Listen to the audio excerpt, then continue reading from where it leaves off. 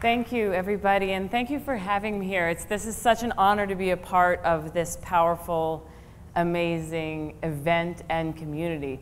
I'm going to talk today about whiteness. And sometimes that's not usually the first thing I say to people when I meet them. I want to talk about whiteness. It can be kind of an awkward beginning. Whiteness is something we often don't talk about in our society explicitly. And especially for white people, it can tend to be this concept that is unnamed or invisible. And so it can be awkward to talk about it. But I talk about whiteness. It's part of my work. I talk about it for two reasons. One is that for a long time, I would show up to conversations on race and racism, and I would listen intently, and I would nod sympathetically to the stories of people of color, and I felt like I actually don't have anything to offer here except to listen, because I didn't think that I had a racial story. I didn't see how racism impacts me. The second reason that I want to talk about whiteness is that I am in the field of education. And in education, when we say we're going to talk about race in education, we end up scrutinizing the outcomes of children and families of color. And we don't talk about the fact that 85% of the teachers in our country are white. Most of our administrators in the country are white. Most of our teacher educators, like me, are white. Most of our policymakers are white. Most of our curriculum writers and textbook writers are white. So if we want to talk about race in education and we're not talking about whiteness, then we don't have the whole picture. So I didn't always talk like this. I grew up in a community called Mount Lebanon that was 99.8% white. It was a town, a suburb of Pittsburgh, Pennsylvania. And in my family, and in my community, we didn't talk about race. We were raised to be colorblind. And my parents are pretty phenomenal people. They have said that I can say anything that I want about our family and the way they raised me if it means it's going to help people learn, which is a very powerful permission they've given me. And my parents did wonderful things for us. Each of the kids in my family studied abroad. We learned different languages. We also had foreign exchange students live with us throughout the years. We talked about multiculturalism, and we were taught to value the content of a person's character, not the color of their skin. And we never talked about that one difference, which is racial. We never talked about racism. And so emphasizing a colorblind ideology meant we couldn't talk about racism. And if you had asked me, Allie, did you grow up in a segregated community? I would say no. We had 20 families of color, and they lived among us, and we were all friends. It wasn't segregated. But what I couldn't see at that time was that I couldn't zoom out and see that I lived in a community that was almost 100% white. And we lived 10 miles from the Hill in Pittsburgh, where all of August Wilson's plays take place. That was almost 100% black. And we didn't mix. We didn't talk to each other. We didn't play each other in sports. We didn't drink from the same proverbial water fountain. And so we were segregated, but I couldn't see that. So I went to college with this colorblind lens, this sense that race really doesn't matter, that my whiteness has never impacted my life. And I was required to take a course on diversity. And I'm a big fan of diversity requirements because I would not have taken this course if it hadn't been required. Not because I didn't think it was important, not because I wasn't interested, but because I didn't feel like I belonged there. It was the first time I ever had a black professor. It was the first time I ever had black classmates. It was African American literature. And I spent the whole first part of the semester being totally intimidated by the content. I had to say words that I had never said out loud before, like white and black and racism. And I could feel my tongue swelling in my mouth. I would trip and bumble and stumble. And I had this professor who was, he would do things like he would tell a racist joke, and then half the class would laugh. And then he'd say, "That was a racist joke. You don't laugh at racist jokes. You have to think before you laugh."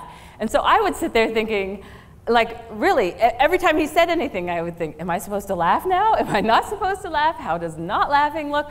I honestly spent much of the day in class thinking like, do I look more racist if I cross my legs this way or if I cross my legs this way?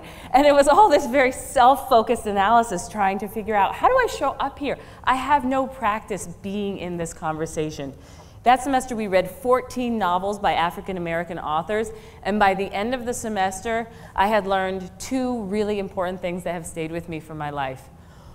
One is that racism has impacted every day of this country since the first colonists stepped foot on the shores of the United States, which was not then the United States. We call them colonists because that word is linked to the word colonizer. Racism is a huge part of our history. And whiteness is not incidental to who I am as a white person. It's not just a peripheral piece. Whiteness is integral to who I am and to who my ancestors are. Racism has impacted my life every day of my life and since before I was born. My ancestors are part of that history of colonization. My ancestors who immigrated here were allowed to immigrate in part because of their whiteness. My ancestors were able to get jobs, were able to join unions, were able to bust unions because of their whiteness. They were counted. In the founding document of our country, the Constitution, my ancestors were counted as whole people. Black people were counted as 3/5 of a person. That's part of the founding document of our country, that not every person would be whole in this country. That whiteness has impacted my life, my community, my segregated community that I thought was integrated. White communities, all white communities don't happen by accident, but I didn't know about the legislation and the policy and the banking strategies and mortgage lending practices and individual violence that went into preserving the whiteness of all white communities that likely happened before I was even born, but that impacted the fact that I went to a school that was considered safe, that was considered a blue ribbon school, and from which I could go to college, and my parents could pay for my college because of the housing market that we were able to buy into because of our whiteness. Whiteness was integral to my life. The second lesson that I learned in African American literature is that I can get better at talking about race. At the beginning of that semester, I was so bad at talking about race. And by the end of that semester, I was still so bad at talking about race. But I was better than I had been, and I could see the way that practice made it possible for me to get better, that this is a skills-based competency, and that I can grow. And so I went on to take every class I could with that professor. I became an Africana Studies minor. I studied abroad in South Africa. And when I was in South Africa, I met a black feminist South African activist named Gertrude Nonswagazi Squentu, and she asked me to write her life story. So after college, I spent 2 years working with her, recording the stories of her life and how racialized policy had impacted her as a black child growing up in apartheid South Africa. And through that relationship and through that project, I started to get angry. I was so angry about racism, and I was uncomfortable and ashamed of being white, and I was sad and I felt guilt.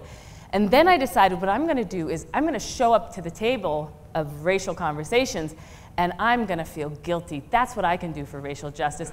I'm going to feel guilty, and whenever possible, I'm going to make all the other white people feel guilty. And that's what I'm going to do. And what I found was that I would see people on the street who'd been in my classes or who I'd had conversations with, and they'd kind of duck into stores at the last minute so they didn't have to see me coming. And there was a moment where I just thought, this has not been a victory for racial justice. The way that I'm doing this is not working. I need to recalibrate. And about that time, I read a book by black psychologist Janet Helms, who writes about the importance of a positive racial identity. And she says, white people need to get a positive racial identity. And I remember thinking, what is a positive racial identity? How can I have a positive racial identity? I'm white. You know, just feeling good about being white because you're white, that sounds like some white supremacist stuff. And Janet Helms writes, yes, a positive racial identity for white people is not about just feeling good about being white because you're white. That's some white supremacist stuff.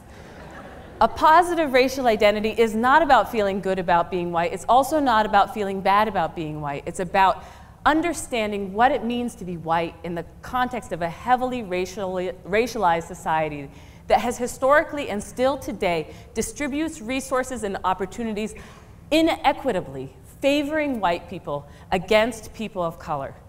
Understanding what it means to live in a society that teaches people of color internalized oppression and teaches white people internalized superiority, and dealing with that sense of internalized superiority so that I can show up and be and live in healthy multiracial community with people of color, in which we work against racism and other oppressions, knowing that all oppressions are connected. That's what having a positive racial identity is for a white person. A negative racial identity is what I had when I was growing up. A negative racial identity is not about feeling bad for being white. It's about having no consciousness that being white has impacted your life. It's about attempting to be colorblind and not seeing how racism operates. It's a negative racial identity is necessarily a delusional identity, because there are so many racial myths and stereotypes that circulate in our society. If you don't have the lens that's able to see that's a myth, that's a lie, that's a stereotype, you believe them, and it clouds your lens, and so you're unable to see the world clearly. So I became very interested in figuring out at one point, how do you talk to white kids about race? Because I was pregnant with my first child, and part of my work involved standing on stages and talking about how badly my parents had taught me about race. And that's very easy to say, well, look at what my parents got wrong. What am I supposed to teach my daughter? I had this experience in Target when she was a baby, and we're just going through the aisles, and she has white hair and blue eyes, and people were always stopping me to say, oh, she looks like such a doll baby. And one day I just snapped. She was about 8 months old, and I said, you know what? The reason my baby looks like a doll baby is because we live in a white supremacist society in which all the doll babies have blonde hair and blue eyes. If we could live in a society in which we could honor and acknowledge the multiplicity and diversity of skin colors and hair textures and the beauty of humanity, then maybe my baby wouldn't look so much like a doll baby, and maybe she would just look like a regular old baby. You know?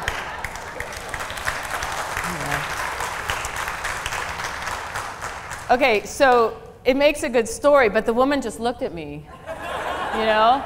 And I looked at her, and I remember thinking, this too has not been a victory for racial justice. So with a research team that I had worked with throughout grad school involving Howard Stevenson and Keisha Bentley Edwards and Eleonora Bartoli, we started looking into how white families talk to their kids about race. And the amazing thing is that what we found is that most of the families we interviewed and the teens that we interviewed talk to their children about race the same way that my parents did. They don't teach them anything about whiteness. Whiteness is incidental to who they are. It doesn't matter. Racism is bad, but racism is also a violent individual action on the part of a self-declared racist, like somebody from the KKK. There's no talk of the systems and the history of racism that was in place before any of the children that we're even interviewing were born. People are learning that they should be colorblind, that they shouldn't talk about race, that talking about race is racist. But one of the things that I've been learning is that when we don't talk about race, what we do is we make it possible for the status quo to exist how it is. We can't rectify any of these historical wrongs if we're not able to talk about it. So I continue to search for answers for how I talk to white people about race and how I talk to my children about race. A couple years ago, my daughter, she was 5, 2 years ago, she decided she wanted to dye her hair purple. And I'm thinking, this sounds good to me. So I was talking to my friend Gertrude from South Africa on the phone. We talk every couple weeks. And I said, so Tina wants to dye her hair purple. And Gertrude said, oh, interesting. What do you think? And I said, I think it seems good. I think it seems like a healthy detachment from her blondness. And Gertrude said, what'd you say? And I should have known that I was in trouble. The minute she asked me to repeat myself, I should have known. But I thought it was a bad connection, so I'm like, I think it's a healthy detachment from her blondness. And Gertrude's like, yeah, I thought that's what you said. And she said, listen to me, Allie. Your daughter was made by her creator, blonde hair, blue eyes, light skin, pink cheeks. That is her vessel. How is she supposed to repair the world if she's broken, if she's detached from any part of who she is? How is she supposed to love people if she's not fully loved? How is she supposed to show up and help other people become whole if she doesn't feel whole herself? And I know that she's right.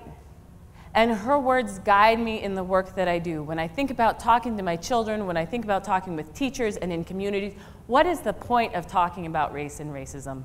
The point is to see the way that racism has fractured us as a country, as a community, as individuals, and to work to repair and heal those fractures in multiracial solidarity, in community, to build a world in which race truly doesn't matter, but not because we refuse to see it, not because we were colorblind, not because we turned away, but because we looked at that historical legacy and we stared it right in the eye and we examined what it did to us, and then we worked together in community to fix it.